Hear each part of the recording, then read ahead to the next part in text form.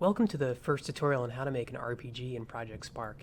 And in this tutorial, we are going to cover the most basic of things in standard RPG games, and that is a leveling and experience system.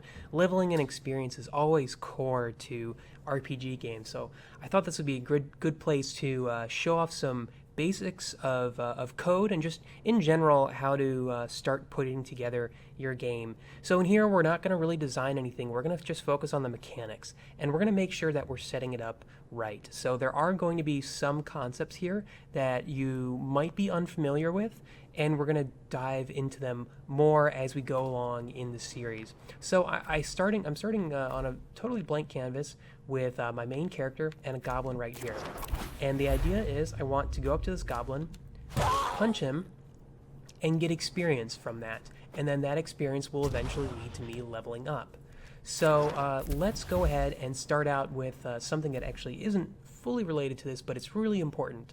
And that's jumping into your character brain. So this is something that we call a sort of best practice of design in a game. It's setting your main character as a global object variable. So what do I mean by that? A global object variable is basically it's storing some object in the world that you're allowed to then use or add onto. It'll make a lot of things much easier as we go on throughout this series. So the first thing I'm going to do is I'm going to go to the values folder. I'm going to select global. Then I'm going to go back to the values folder, and I'm going to go to the object folder, and I'm going to create a new object variable here that is called player. And now this object variable needs to be equal to something. We need to set it to be equal to something here. So I'm inside the brain of my main character. So I can just do global player is equal to, then let's go to objects, and let's go over page and let's find me, because we're inside this brain of our main character. So we're going to say that global player equals to me. Now this is a child line under once. This means this runs one time at the very beginning of the game. It is setting what your global player is. So this is an object variable that we're going to be referencing in the very next brain we move over towards. So, and this is just something that it'll make things much easier as we go along. Now the next thing I want to put down is a logic cube. Logic cubes are really a staple of putting in brains and K-code in Project Spark. So we're going to start out with a logic cube, and this is going to be called our level up logic cube. Now, especially as you're creating a game, it is a best practice to name everything that you can inside your game. And the reason why is, let's go to the start menu. You'll see this show named objects list. And by going here, it'll show you kind of every currently named object in your world, and allows you to cycle between those objects. So it's really useful, especially in a really big world. You can quickly cycle between different objects. You can find out where a certain named object is in the world. Just makes navigation much faster. So we have this level up logic cube, and this is sort of going to be our space where we're dumping in a lot of the leveling mechanics for the game. So first thing I want to do is I want to display just what my current level is and what my current experience is. So we do that by going to Appearance, Display, and then choose Display again. Then we're going to go to Values, Text, and we're going to type in text here. And the first thing I want to do is I want to type in what my level is. Now we're going to leave this blank because we're going to be calling in a number variable, which is going to represent what my current level is. So we're just going to have text here that just says level with a colon and a space after that. And then we are going to, just for the time being, we are going to go to position and set this to appear at screen top right, and go to modifiers, font size, and choose a large font size. Now the nice thing is you can copy lines of code quickly. I like to do this, it speeds things up for me. So I'm going to copy this top line and paste it because I also want to display what my current experience is as well. So I'm going to go to display. Let's choose new text, and I'm going to say XP, colon and a space, because I'm also going to be calling a number variable right there as well. So that's really what we're going to do for now here. Now let's just jump into test again. And now you'll see this level colon and XP colon are properly displaying up the top right, but nothing else is really happening. I'm punching my goblin and nothing else is happening here. So now this is where we start to add some context here. So first thing I want to do is I want to set a number variable that represents my current level. So I'm going to do this as once, and this basically means it's set one time at the very beginning of the game, and that's kind of what I want. So we are going to say, go to values. Now we're going to reference a variable, and this is where variables become very useful. We're referencing global player right here. And if you remember, I set global player right here. Global player equals me. So then I'm going to say global player. We're going to go here into numbers under values. So you go to values, number, and we're going to create a new number variable. So let's just go ahead and delete some old ones that I was working with. So let's create a new number variable, and we are going to call this level. So the global player's level, now we're going to say equal to, where does typically your player start at in a new game? It starts at level 1. So right here, this has defined a new number variable, and it's made it equal to 1. So what does that look like? So if I do display level, and then let's just add in plus right here, because we're displaying level and we're also displaying something else. So global player level. So I just add that in right there, the same 3 lines that I had right up here, or same 3 code tiles, I should say. Let's go to test, and now you see level is equal to 1. So that's great. Now, just like what we did there, let's do the same thing for XP. So we're going to do plus global player, and now we're going to go to values, numbers, and we're going to create a new number variable, and we're going to call that XP. Now I haven't set XP up here like I did for the player level. Thankfully, Project Spark kind of takes that default and automatically assumes that number will be equal to 0. When you haven't defined a number yourself, it's going to be equal to 0. So that's why XP right here shows as 0. That's actually perfect for me, because when you're starting out your game, you have 0 experience. So that's kind of exactly what I want. Now, I still punch my goblin, and I'm not gaining experience, I'm not going up levels, and that's because I haven't actually kind of connected that to the activity of now punching this goblin.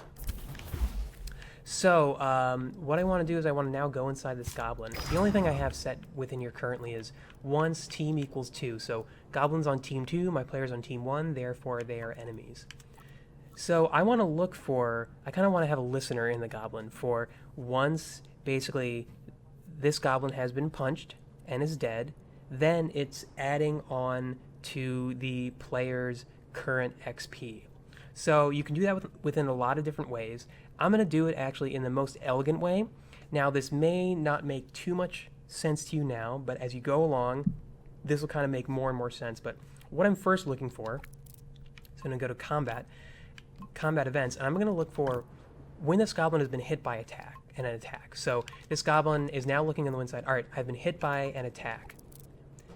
Next, I want to say, and I'm dead. So I've been hit by an attack, and that was the kind of finishing blow, and now I'm dead. Then once that happens, then I am going to say that, go to objects, we're going to choose it.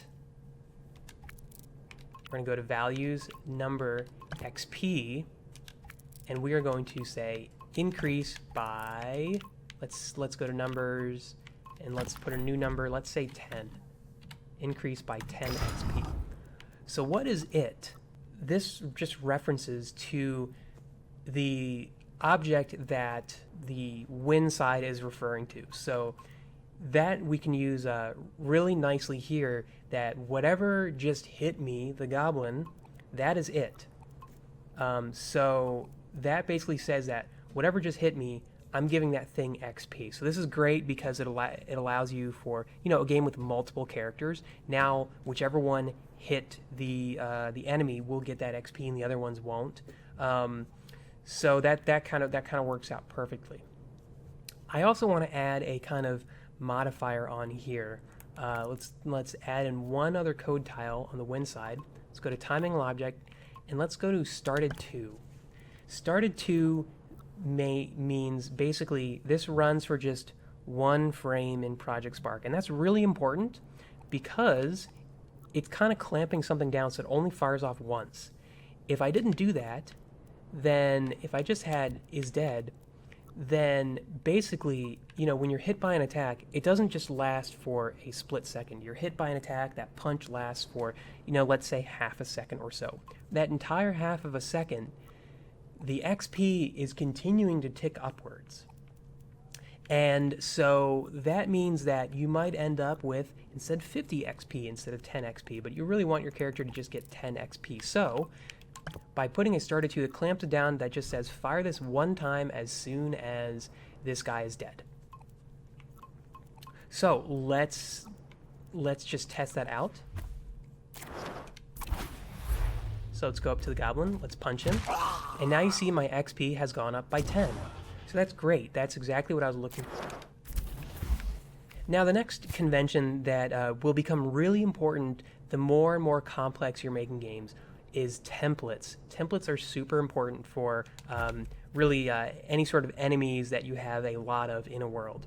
So let's go into the modifiers for this goblin right here. Let's go to edit, let's go to properties, let's go to its brain properties. Now you have this template. Let's make this true. And what that basically means is this has now sort of become a stamp. So it's no longer in the world, and it's your job to kind of stamp it as many times as you want in the world. And what that looks like is, let's just put this logic cube. Let's not do anything. Let's just go into test right now.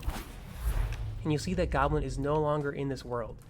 So that's because we have to kind of stamp it in this world. So let's just put in this new logic cube, say once, do, create. Let's go to objects in world picker, and let's choose this goblin. So this logic cube is now going to create this goblin right here.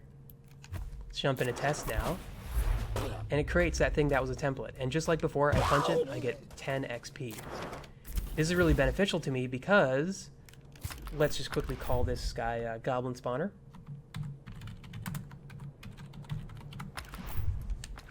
Now, I can quickly select this with right trigger, hit right trigger again to start cloning it. So let's plop down 4 of these. And now it's going to test again. And now I have 4 of that same identical goblin. So punch this one, I get 10, I get 10 more, I get 10 more. Now I have 40 XP. So that makes it really simple where I don't have to continue to copy the code. Whatever code I put in this goblin, I don't have to continue to copy it. I just can modify the code of this goblin, and you know, wherever it is in the world, it will be updated for everything else. So it makes things useful as we add more and more things onto here, because we're going to be adding more and more stuff onto this goblin, onto our main character. So starting out with templates is a really important first step. Now the last thing I want to do is I want to actually make it so that my XP translates into me leveling up. So we're going to do this simple way now, and later on we're going to actually show you how to make XP kind of scale with your level. You're probably used to that with RPGs where, you know, your first level, maybe you only need 20 XP to get to level 2, but maybe by level 10 you need 1,000 XP to get to level 11. We're not going to cover that now, we're just going to cover kind of the more simple things. So think about it this way. I want, once my global player has 20 XP, for its level to go up. So think about what you want to do to have these two interact with each other. Now that I've given you time to think, let's actually show what you would do. So I want to go down here and say that when my global player's XP, let's go to compare, and let's say greater than or equal to, let's go to numbers, and let's just type in the number 20 here. Then I put right here that global player level, and let's increment that or increase that by 1. Now there is an issue with this line of code similar to what we talked about in the past, but I'm not going to fix it. And let's see what this does in test mode. So I need 20 XP, and then my player is going to go up by 1 level. So let's go here. Let's kill my first goblin. So my XP is 10. So I need 1 more to get up to level 2. I hit my second one, and now you see my level just keeps on going up. I'm now at level 80, 90, over 100, and it's just never stopping. And that's because we haven't clamped down 2 things. My XP is still at 20, so that's not good. I want my XP to go back down to 0 so I can go back up again. But also, I haven't told this to just fire once. So what I first want to do is on the win side, add a started to. And that'll make it so this, again, only fires as soon as my global player's XP is greater than 20, and just that one time. Now to make this a bit more readable, I'm just going to copy the line and make it a child line down here, so you can see the entire do line without me having to scroll sideways. And then the other thing I want to do here is I want to have another child line here and say that once my player's level is increased, then my global player's XP should go back down to 0.